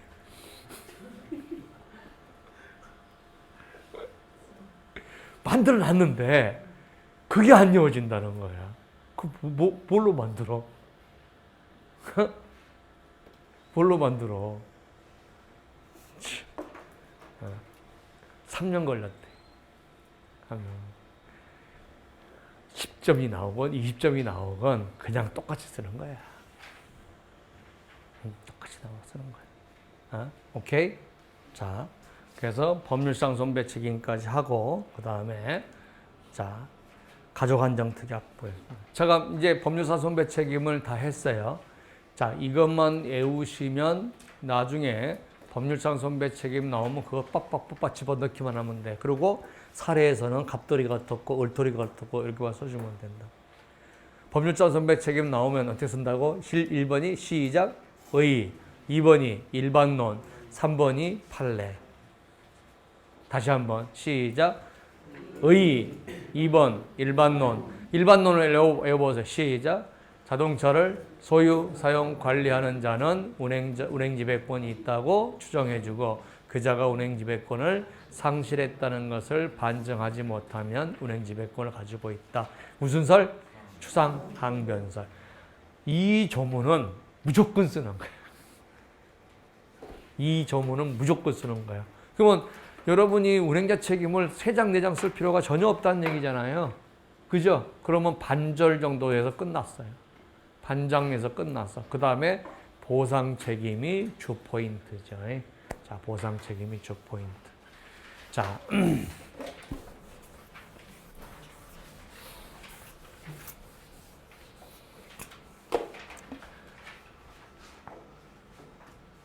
자, 보겠습니다.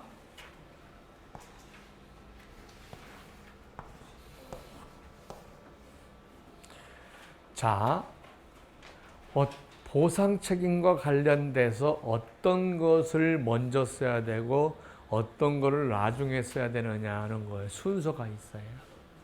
순서가. 자, 앞에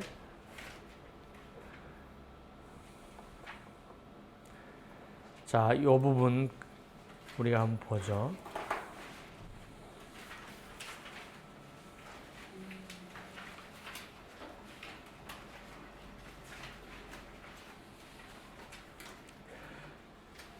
예를 들어서 이 순서를 뒤집어져 버리잖아요. 그러면 난리 나는 거예요.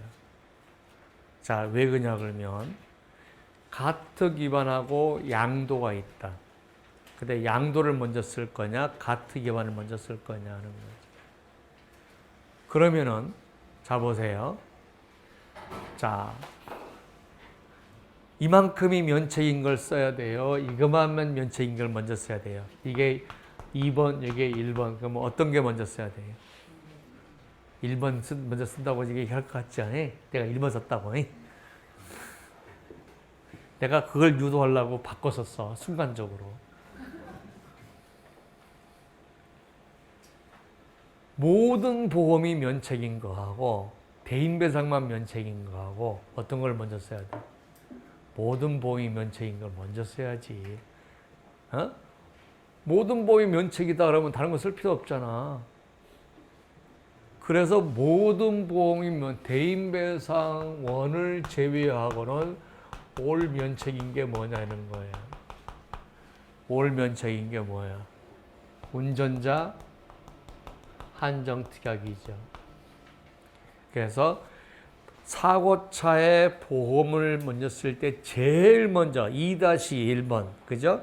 3-1번이 3-1번에 해당되는 게 가족 한정 특약, 연령 한정 특약, 특약 위반이, 운전자 한정 특약 위반이 제일 먼저 가야 돼. 왜? 대인배상 원을 제외하고는 모두 기본책이거든. 그러면 양도하고 양수하고 가트 기반이 있을 때 뭐 먼저 써야 됩니까? 하면은 양수를 먼저 쓰는 게 아니라 대인배상 가특을 먼저 써야 되는 게 양수는 면책이 뭐냐 그러면 대인배상 원 무상 타차를 제외하고 면책이거든. 그잖아. 폐차를 하더라도 타차담보특약 해주잖아. 폐차를 하더라도 무보험상해담보 해주잖아. 그러니까 면책의 범위가 우리가 대체 양도보다는 자 그래서 양도하고 대체보다는 먼저 가특이 먼저란 말이에요. 그러면 이 순서를 만약에 뒤집어지잖아요. 그러면 막 스텝이 꼬이기 시작하는 거예요. 근데 이 스텝만 정확하게 외워두잖아요. 그러면 모든 문제가 순서가 다 정해져 있기 때문에 거기다 집어넣으면 그 다음에 여러분들이 아까 외운 거 거기다 집어넣으면 그리고 결론만 내면 바로 끝나버려요. 그러면 여러분들이 뭐를 해야 되냐? 이 순서를 어떻게 외울 거냐? 이것만 정리되면 나머지는 된다. 그러면 자, 보상, 우리가 법률사 선배 책임을 했잖아요. 법률사 선배 책임의 의, 그 다음에 일반론, 판례, 결론. 그랬잖아요. 그러면은 목차 2번, 법률사 선배 책임은 목차가 됐어요. 보상 책임에 와서 3-1은 무조건 가특이나 연특 같은 운전자 한정특약. 운전자 한정특약이 없을 때는 그 다음 따로 가죠. 그 다음에 나온 게 뭐냐? 양도대체예요. 양도대체. 그 다음에 뭐냐 그러면요. 자, 유상운송 면책.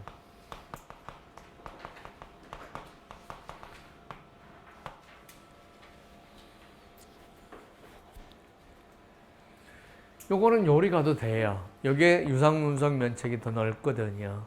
그런데 우리가 무면허는 이거보다 더 늦어요. 왜? 상해보험에서는 다 면책이 아니니까. 그래서 자, 우리가 면책 조항 중에서 이런 게 있어요. 자동차 사고가 있으면 자동차 사고의 원인을 면책하는 경우가 있고 자동차 사고의 결과를 면책하는 게 있죠. 이 사람과 관계를 면책이죠. 김영피 보험자의 부모기 때문에 면책이죠. 근데 여타 사람은 보상해 주죠. 김영피 보험자의 피용인은 면책이죠. 여타 사람 보상해잖아. 이게 일부 피해자만 면책하는 게 있잖아요. 이거는 대인배상 2에서 면책 조항이죠. 그러면 자, 다른 면책 조항을 먼저 쓰고 나서 친족 사상이나 산재 면책을 쓰는 거예요. 자, 무면허를 먼저 쓰고 나서. 그 다음에 이제 어떻게 합니까? 이제 여기는 면책이 아닐 때, 이제 대인배상에 써야 될 문제가 과실상계, 피해자 측 과실 인원, 그 다음에 손익상계, 뭐 이런 것들 거든. 왜? 손해배상액 산정이니까 거기 쓰는 거죠. 자, 그래서 보험자의 보상 책임에 항상 1번 타자가 누구다? 시작! 운전자 한정 특약 위반. 2번 타자가 누구다? 대체와 양도. 3번 타자가 뭐다? 유상운송 무면허 면책 조항. 4번 타자가 뭐다? 친족 사상하고 그 다음에 산재 면책 조항이다. 그 다음에 5번째가 이제 손해액 산정에 관한 것.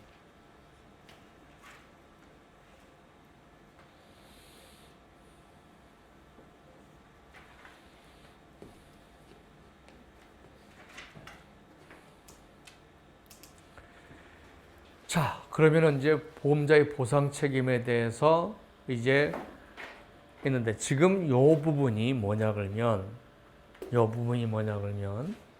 지금 사고차의 대인배상 2 부분을 쓰는 거예요. 자, 아까 우리가 사고차의 대인배상 1, 사고차의 대인배상 2, 그 다음에 취급업자, 타차담보특약, 무보험, 자손 이렇게 갔잖아요. 요 조항이 어디 들어가냐면 여기 들어가는 거예요. 대인배상 2 부분이 면책이 되면 그 다음에 취급업자로 넘어가는 거잖아요. 그러니까 지금 우리가 지금 한정특약, 운전자 한정특약을 논하고 그 다음에 이 대체 양도를 논하는 것은 뭐냐? 이거죠. 사고차에서 논할 때 이게 들어간다는 것이죠.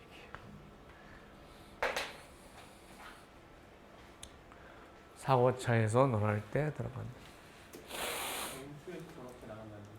그렇죠. 사고차의 대인배상 2에서 그리고 저기서 이제 보상이 안 되면 무면허 운전이 안 되고 뭣도 안 되고 그러면 그 다음에 이제 무보험상해 담보나 무보험상 타차담보특약이나 취급업자나 타차담보특약으로 가고 그래도 안 되면 무보험으로 가는 거죠. 그러니까 사고차의 대인배상 2 부분이다는 거죠. 사고차의 대인배상 2 부분이다. 정리됐습니까? 자, 그러면 이제 오늘 첫 시간에 우리가 마무리를 좀 하겠습니다.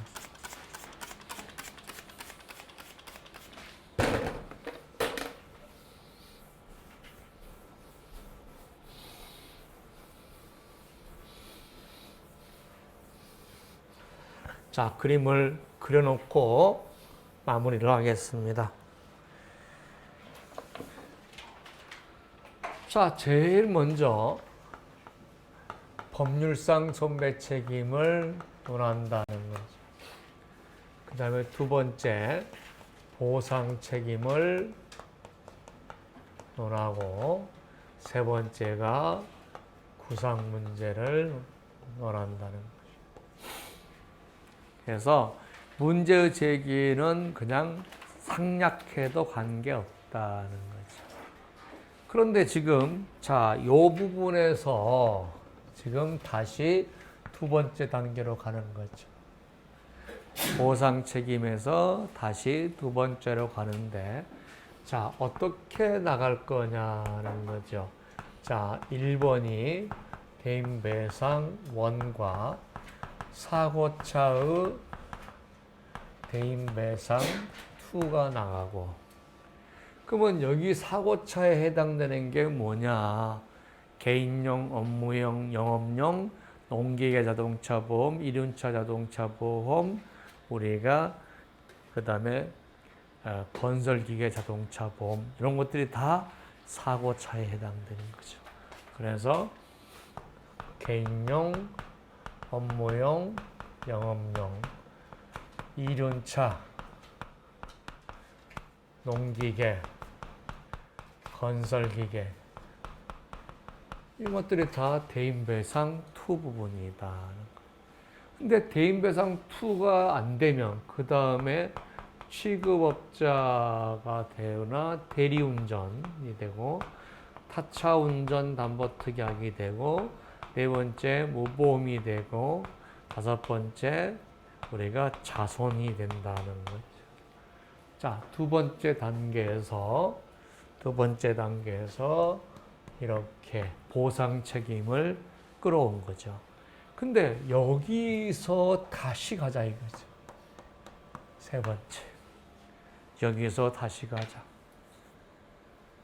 하나로 그려놓고 계속 박스로 해놓고 여러분 머릿속에 들어가 있어야 돼요. 이게. 그래서 여기서 다시 가자. 여기는 다시 가면 A는 우리가 운전자 한정 특약, B는 양도 대체, C는 우리가 뭐냐 그러면 유상운송이나 무면허, D는 친족사상이나 산재면책, 그 다음에 F는 손배금, 산정에 관한 것들이죠.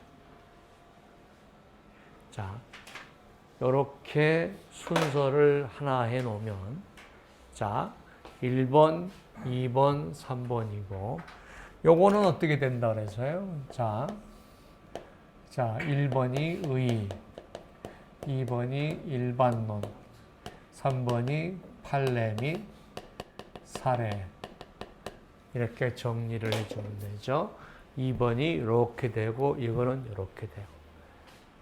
자, 요거를 박스로 하나 만들어가지고 A4 용지 하나 딱 만들어가지고 자동차 보험 책 제일 위에다가 덮어놓고 항상 공부할 때 먼저 저거는 순서로 간다 라고 공부하면 돼요. 순서만 제대로 익혀도 여러분이 충분히 공부할 수 있습니다. 쉬었다 하겠습니다.